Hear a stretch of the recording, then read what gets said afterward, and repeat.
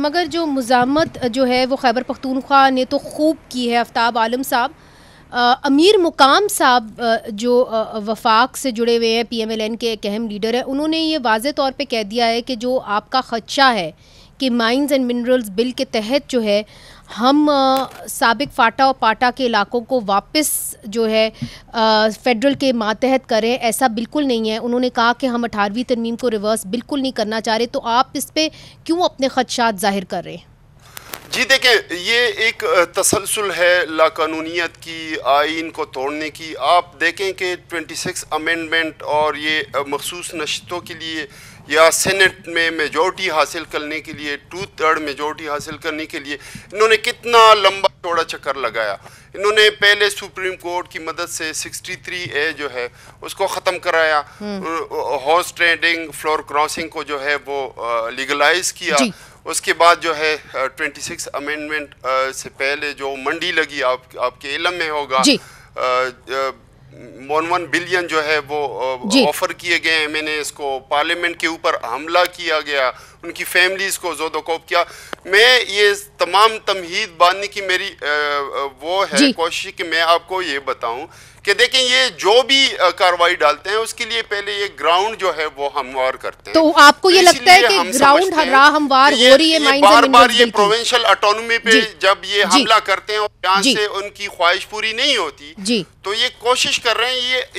ये सिर्फ हम में नहीं, ये अक्रॉस द बोर्ड हमारे लोगों में ये खदशा पाया जा रहा है। और ये हाफिज हमदुल्ला साहब ऑन रिकॉर्ड मीडिया के ऊपर जो कह चुके हैं, हालांकि वो हम ये समझते हैं कि उन्होंने जिस तरह आपको पता है कि रिजीम चेंज से पहले जो है उन्होंने PDM जो कोलिशन है उसको लीड किया था जमीयत ने।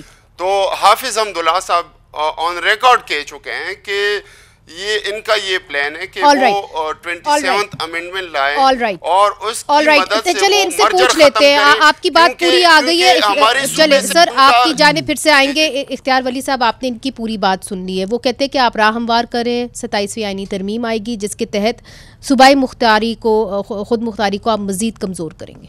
Contentions, खदशात, मफरूज़े, You rejected? मतलब ये इसके अलावा और क्या है? मगर माइंस एंड मिनरल्स बिल आपने बलूचिस्तान में तो उस तरह पास करवाया है ना। माइन एंड मिनरल पे अभी जरा बात करते हैं ना। 12 साल से इनकी हुकूमत है खैबर पख्तूनख्वा में। कौन सा माइन है, कौन सा मिनरल है, कौन सी चीज़ है जो इस वक्त आप नहीं खा रहे? ज़मरुद आप खा रहे हैं, आप नेफ्राइट आप खा रहे हैं, क्रोमाइट आप निकाल रहे हैं। के तहत तो वो सूबे के मातहत होती है। सुन लीजिए ना, मैं कह रहा हूँ ये ज़ाती तौर पे जो इनकी हुकूमत में होता है वही लोग खाते हैं। इनकी हुकूमत के एक मिनिस्टर फॉर जो है माइंस, वो इसमें बरतरफ भी हो गए थे। आज वो इनके पास नहीं है। ये वहाँ पर तमाम माइंस पर खुद कब्जा करके बैठे हुए हैं। कोई बंदा अगर आपके पास कोई लीगल माइनिंग है, ये जाके उस पर कब्जा कर लेते हैं, खा लेते हैं, तो उसका क्या खाते रहते हैं। उसका क्या मैं कहने का मकसद ये है कि अगर आपका ये मकसद है कि माइंस आप खाते रहो, ना खैबर पख्तूनख्वा के अवाम को उसका फ़ायदा मिले, कौन खाए? ना उसका वफाक को और वफाकी हुकूमत को, पाकिस्तानी अवाम को फ़ायदा हो, तो क्या ये जस्टिफाइड है? तो फिर कौन खाए? जहाँ पे माइंस निकल रही है, जहाँ जो माइंस निकल रही है वहाँ पर आपने कोई तरक्की की है? तमाम तो जो उसका नतीजा आपने निकाला क्या है? मैं बताता हूँ जी। आप DI खान के बेल्ट से शुरू करें, चित्राल तक आ जाए और भुनेर तक आ जाए। कोई एक स्कूल इन्होंने वहाँ पे बनाया, उसका कोई एक यूनिवर्सिटी, कोई कॉलेज, कोई सड़क, तो फिर आपने नतीजा क्या निकाला? तो यार माइंस तो ये खुद खा रहे हैं और ये कहते हैं इनको mines and mineral bill pay और कुछ नहीं है।